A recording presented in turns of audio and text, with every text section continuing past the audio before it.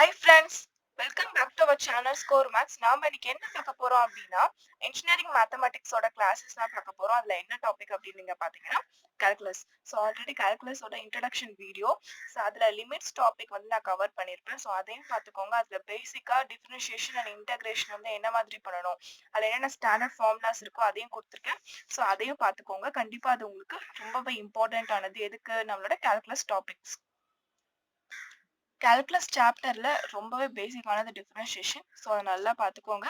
நம்ம போக போக நம்ம டிஃபரன்ஷியேஷன் வந்தாலும் நான் உங்களுக்கு பேசிக்கா இருந்தே நான் உங்களுக்கு சொல்லுவேன். பட் இருந்தாலும் நீங்க கொஞ்சம் அந்த ஸ்டாண்டர்டான ஃபார்முலாஸ்லாம் ஞாபகம் வச்சுக்கிறது ரொம்பவே நல்லது. ஓகே, ஸோ இந்த வீடியோல நம்ம என்ன பார்க்க போறோம் அப்படின்னா கண்டினியூட்டி தான் பார்க்க போறோம். ஸோ கண்டினியூட்டி உங்களுக்கு அது என்னென்ன எக்ஸ்பிளைன் பண்ணிட்டு ஒரு எக்ஸாம்பிள் ப்ராப்ளம் வச்சிருக்கேன். அதை வந்து நான் உங்களுக்கு சால்வ் பண்ணி காட்ட போறேன்.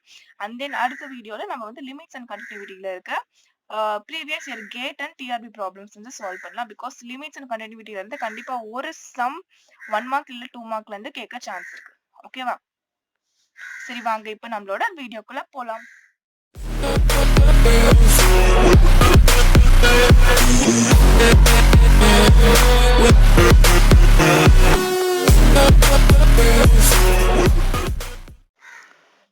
சோ நாம பார்க்க போறது கண்டினியூட்டி.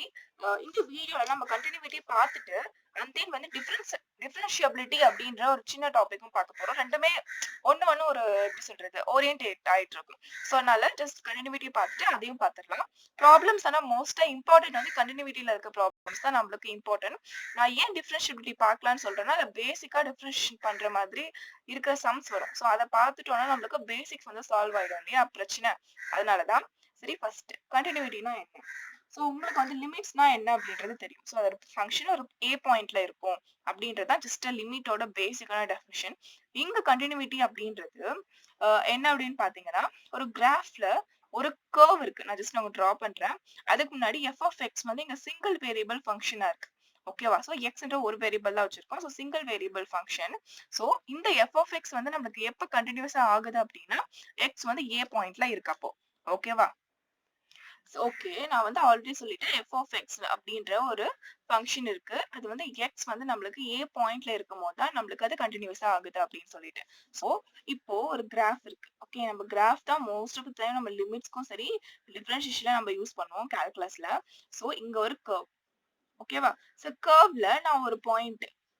சோ இதான் வந்து X equal to A point. இது எக்ஸ், இது ஒய் என்னோட கிராஃப். சோ நான் வந்து இங்க ஒரு கர்வ் வரைஞ்சிருக்கேன். இந்த கர்வ்ல இருந்து நான் வந்து ஒரு ஏ பாயிண்ட் எடுத்திருக்கேன். சோ இதுதான் வந்து கண்டினியூட்டி அப்படின்னு சொல்லுவாங்க. சோ கண்டினியூஸா ஒரு கர்வ் போயிட்டு இருக்கு இல்லையா? சோ எப்படின்னா, என்கிட்ட ஒரு பென் இருக்கு. சோ நான் வந்து ஒரு கர்வ் டிரா பண்றேன். பென் எடுக்காம அப்படியே டிரா பண்றேன். ஓகேவா? சோ இது ஒரு கண்டினியூஸ் கர்வ்.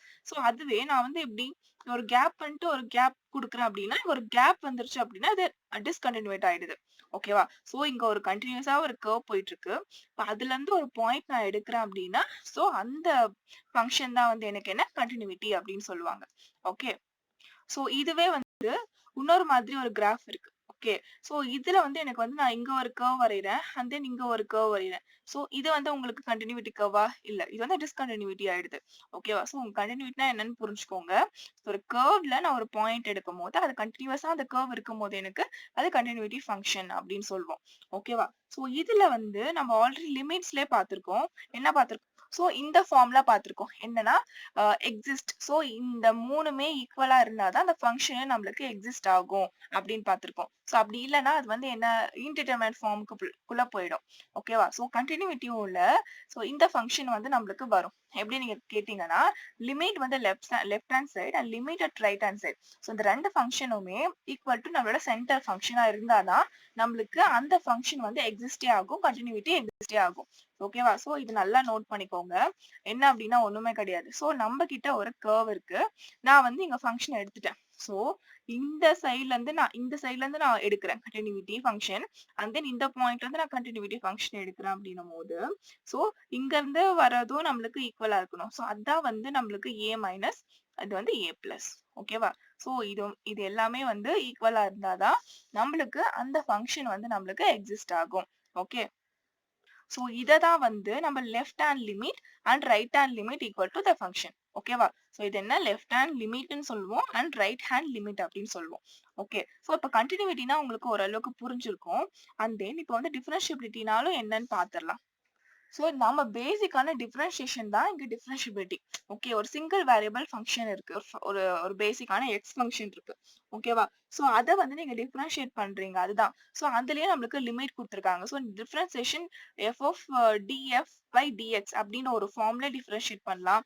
அது லிமிட் வந்து del X del F of X and del X அப்படின்னு டிஃபரன்ஷியேட் பண்ணலாம். இதெல்லாம் ஃபார்ம்ஸ் ஆஃப் டிஃபரன்சியேஷன். ஓகேவா?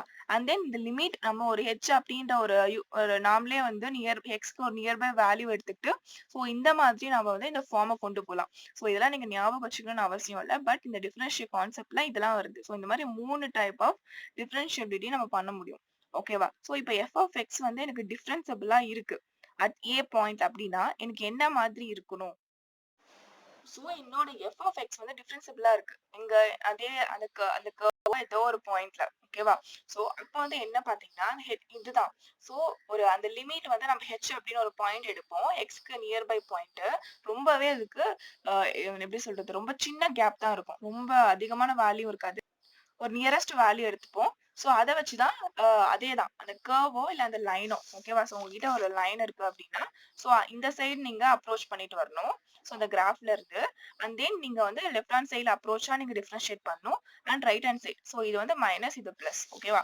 ஸோ அதுதான் லெஃப்ட் அப்ரோச் டெரிவேட்டிவ். ஸோ அந்த கிராஃப்ல இருந்து நீங்க லெஃப்ட் ஹேண்ட் சைடு வந்து டிஃபரன்ஷியேட் பண்றீங்க.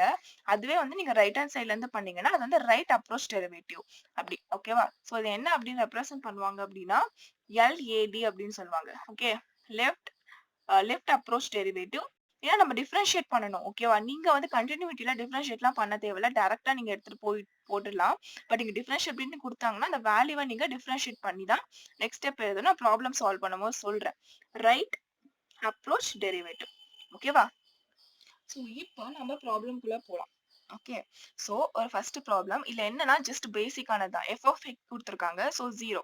ஓகேவா? வென் அப்படின்னு பாத்தீங்கன்னா எக்ஸ் வந்து கிரேட்டர் தென் லெஸர் தென் 0வா இருக்கும் போது. அதே 1 பிளஸ் சைன் எக்ஸ் கொடுத்துருக்காங்க. வென் 0 எக்ஸ் வந்து நம்மளுக்கு 0 விட அதிகமா இருக்கணும் and equal or lesser then π/2. ஓகேவா? And then 2 plus x minus இது ஒரு function. Okay, π/2 whole square when x is greater than π/2. Okay, so இப்போ x வந்து எனக்கு π/2 அப்படின்னா என்னோட f of x என்ன அப்படின்றத நம்மளோட கொஸ்டின்.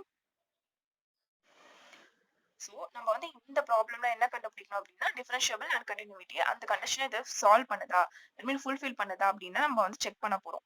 சோ இந்த மாதிரி சில டைம் கொஸ்டின்ஸ் கேட்பாங்க. But most of the time வந்து 1 மார்க்ல எப்படி கேட்பாங்கன்னா ஒரு ஃபங்க்ஷன் கொடுத்துட்டு இல்ல வந்து ஏ வேல்யூ கண்டுபிடிங்க இல்லைன்னா வந்து எக்ஸ் வேல்யூ கண்டுபிடிங்க அப்படின்னு கேட்பாங்க. சோ அதெல்லாம் வந்து நம்ம நெக்ஸ்ட் ப்ராப்ளம் சால்விங் வீடியோல வந்து நம்ம வந்து எல்லா மாடலும் வந்து நம்ம சால்வ் பண்ணலாம். சோ இப்போதைக்கு நம்ம கான்செப்ட்க்கும் சரி இது கொஞ்சம் பெரிய ப்ராப்ளமா தான் போக போகுது. ஜஸ்ட் நீங்க அந்த ஐடியா தெரிஞ்சுக்கிறதுக்காக தான் நான் சால்வ் பண்ண போறேன். ஓகே, ஸோ ஓகே நான் உங்களுக்கு சால்வ் பண்றேன். ஸோ இதுல வந்து இதுல வந்து எஃப் ஆஃப் எக்ஸ் வந்து 0. ஸோ அகைன் நான் அதை எழுதிடுறேன். Sine of X and 2 plus.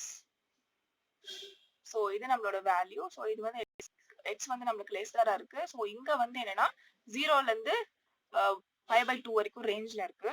And then வந்து இங்க பாத்தீங்கன்னா எக்ஸ் வந்து கிரேட்டர் தென் π/2 இருக்கு. பிகாஸ் இந்த ரேஞ்ச் நம்மளுக்கு ரொம்ப இம்பார்ட்டன்ட். ஸோ நான் அகைன் எழுதுறேன். ஸோ இதுல வந்து எக்ஸ் வந்து π/2 அப்படின்னா ஸோ எஃப் ஆஃப் எக்ஸ் என்ன கண்டினியூட்டியை வந்து நீங்க ஃபைன் பண்ணணும். ஓகேவா? ஸோ அதுதான் எஃப் ஆஃப் எக்ஸ் வேல்யூவும் இருக்கு. இதுல வர எல்லாமே ஈக்குவலா இருக்கணும். ஓகே, ஸோ ஃபர்ஸ்ட் என்ன பண்ணலாம் அப்படின்னா கண்டினியூஸா இருக்கா அப்படின்றத செக் பண்ணலாம். ஓகே, ஸோ அதுக்கு வந்து நம்ம என்ன பார்த்தோம்? H that mean left hand limit is equal to right hand limit equal to f of a. ஓகேவா? சோ இந்த f of x தான் இங்க f of a. அப்ப எப்படி? சோ இங்க வந்து பாத்தீங்கன்னா x equal to π/2 அப்படின்னு இருக்குன்னா சோ இந்த சைடும் இந்த சைடு சோ லெஃப்ட் ஹேண்ட் சைடுல வந்து என்ன வரும்? x equal to π/2 plus. So அந்த x தான் இங்க வந்து மைனஸ், இங்க வந்து பிளஸ். ஓகேவா? சோ இங்க இருக்க அந்த f of x இருக்கு இல்லையா? சோ அது x க்கு பதிலா நாம என்ன பண்றோம்? π/2 பண்றோம். சோ இந்த மூணு வேல்யூஸும் நீங்க வந்து உள்ள கொண்டு போய் எழுதுற வேல்யூஸ் எல்லாமே ஈக்குவலா வரணும். சோ ஈக்குவலா வந்ததுன்னா இது கண்டினியூஸ் கண்டிஷனை வந்து ஃபுல்ஃபில் பண்ணுது அப்படின்றது நம்மளோட மீனிங். ஓகே, சோ ஃபர்ஸ்ட் நான் என்ன பண்றேன் அப்படின்னா லெஃப்ட் ஹேண்ட் லிமிட் எடுத்துக்கிறேன். சோ லெஃப்ட் ஹேண்ட் லிமிட் என்ன நம்மளுக்கு 0 விட கம்மியா இருக்கணும். சோ அப்ப எங்க இருக்கு பார்க்கலாம். சாரி 0 விட அதிகமா இருக்கணும். நம்மளோட நம்மளோட எக்ஸ் வேல்யூ என்ன π/2 விட கம்மியா இருக்கணும். ஓகே. சோ அந்த ரேஞ்ச் பார்க்கலாம். சோ இந்த ரேஞ்ச் பாருங்க. 0 0ல இருந்து இது வந்து π/2. So π/2 equal or lesser then. So அந்த அந்த நம்மளோட நெகட்டிவ் அந்த லெஃப்ட் ஹேண்ட் சைட வந்து அந்த கிராஃப்ல இருக்கிறத இது ரெப்ரசன்ட் பண்ணுது. சோ இந்த ரேஞ்சோட ஃபங்ஷன் வந்து என்ன? So plus that mean 1 plus sin x. ஓகேவா?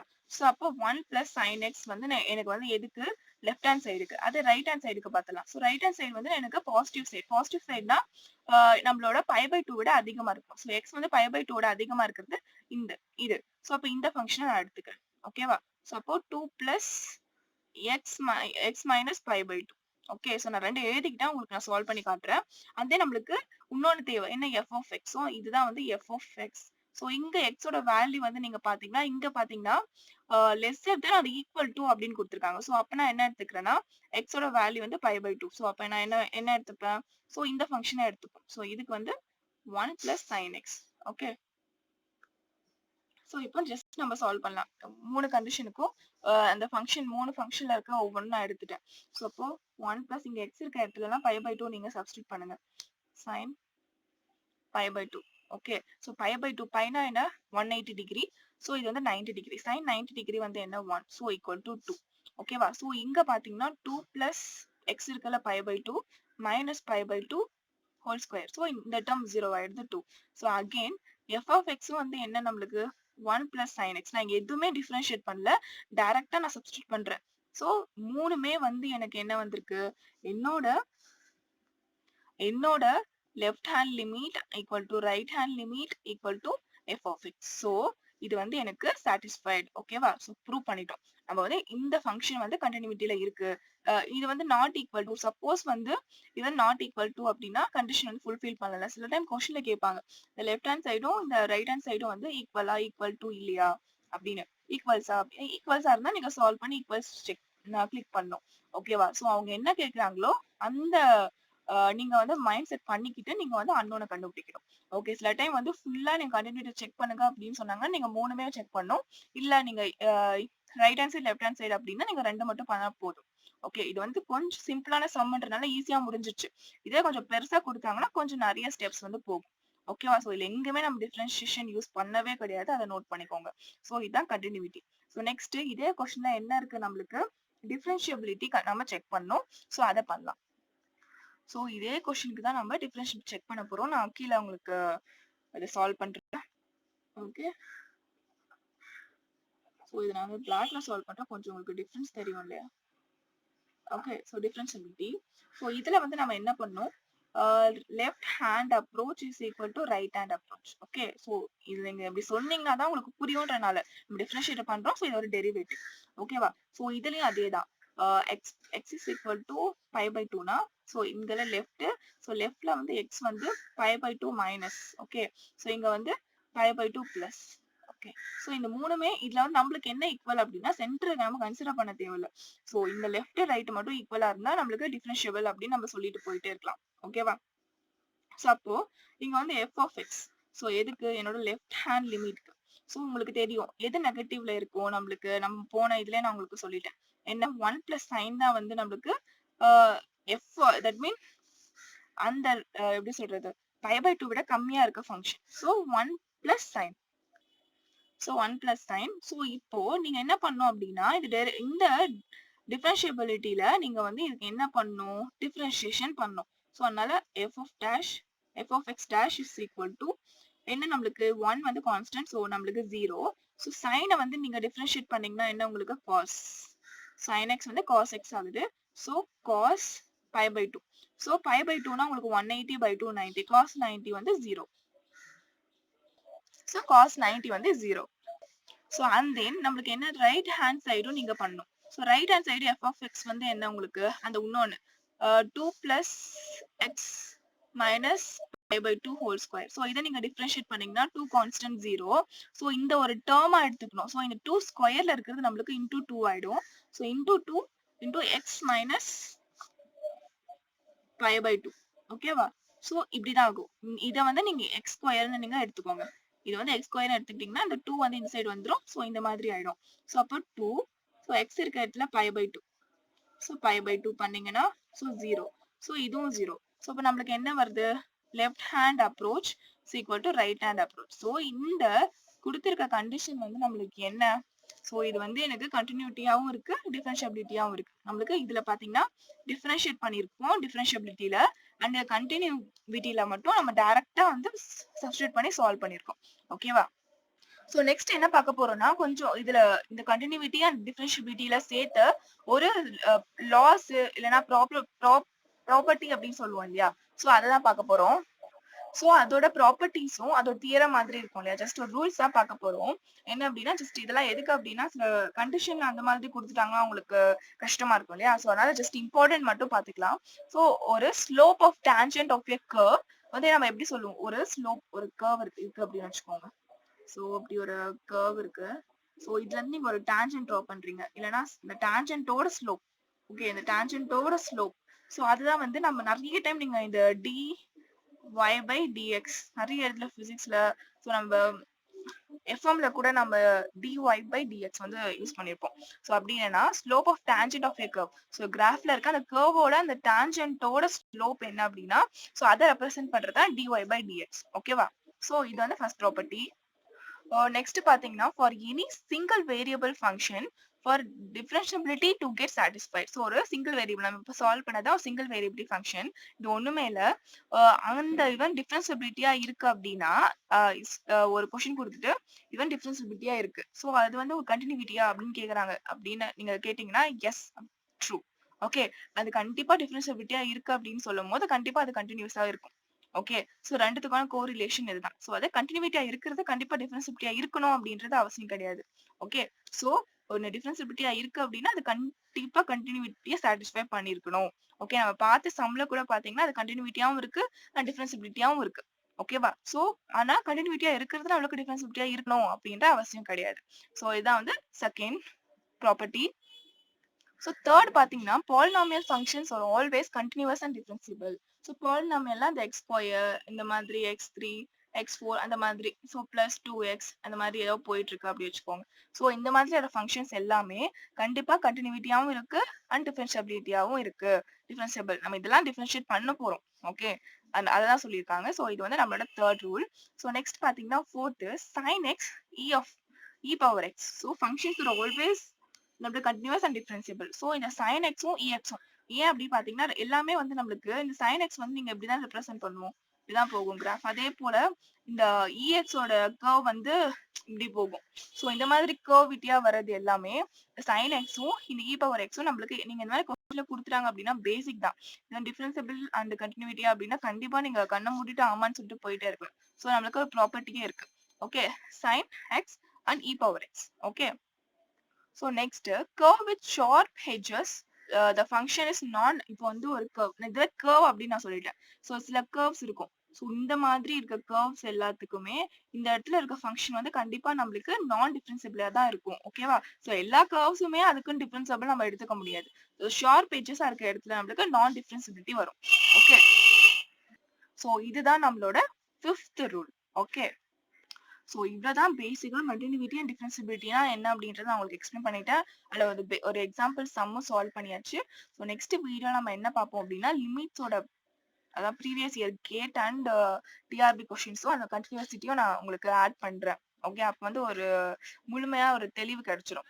ஓகே, ஸோ இப்போ உங்களுக்கு ஏதாவது டவுட் இருந்தாலும் நெக்ஸ்ட் வீடியோல உங்களுக்கு அந்த ப்ராப்ளம்லாம் கண்டிப்பா வந்து நீங்களும் ஒர்க் அவுட் பண்ணி பாருங்க, ஒரு சொல்யூஷன் கிடைக்கும். ஸோ இந்த வீடியோ என்ன பார்த்திருக்கோம், கண்டினியூட்டினா என்னன்னு பார்த்திருக்கோம், டிஃபரன்சிபிலிட்டினா என்னன்னு பார்த்திருக்கோம். ஸோ கண்டினியூட்டினா இந்த கண்டிஷனை சாட்டிஸ்ஃபை பண்ணணும். அதே போல டிஃபரன்சிபிலிட்டில இதே கண்டிஷன்ல கொஞ்சம் என்ன டிஃபரன்ஷியேட் பண்ணிட்டே நம்ம அதை ஈக்குவல் டு அந்த லெஃப்ட் ஹேண்ட் சைடும் ரைட் ஹேண்ட் சைடும் ஈக்குவலா வரணும். ஸோ அதுதான் ரெண்டுத்துக்கான டிஃபரன்ஸ். ஓகே, ஸோ இந்த வீடியோ உங்களுக்கு யூஸ்ஃபுல்லா இருக்கும்னு நினைக்கிறேன். நெக்ஸ்ட் வீடியோல பார்க்குறேன். தேங்க்யூ.